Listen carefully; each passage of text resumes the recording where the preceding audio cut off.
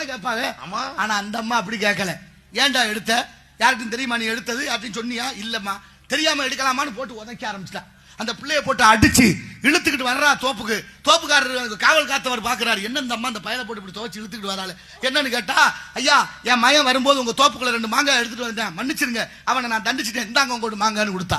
அவர் சொன்னாரு, என்னம்மா நீ, அவன் எடுக்கும்போது பாத்துக்கிட்டு தான் இருந்தேன், அவன் பறிக்க கூட இல்லை, கீழே தான் விழுந்து கிடந்துச்சு, அதைத்தானே அவன் எடுத்துக்கு வந்தேன், அதுக்கு ஒரு காரணமா, விடுமா போகட்டும். அந்த அம்மா சொன்னா, உனக்கு வேணா அது சாதாரணமா தெரியலாம், அது மிகப்பெரிய தவறு.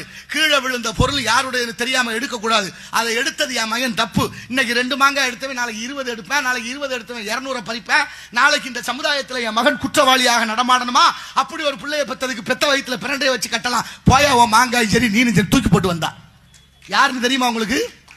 யாருன்னு தெரியுமா? இந்த உலகத்துல காசு இருந்தா பணம் இருந்தா எதை வேண்டுமானாலும் சகாயமாக பெறலாம், எதை வேண்டுமானாலும் சகாயமாக பெற்று விடலாம். கோடி கோடியா கொடுத்தாலும் எங்க ஐயா புதுக்கோட்டை மாவட்டம் பெருஞ்சுனை கிராமத்தில் பிறந்த சகாயத்தை வாங்க முடியல. இந்த உலகம் கொலை மிரட்டல் விடுத்துக் கொண்டிருக்கு.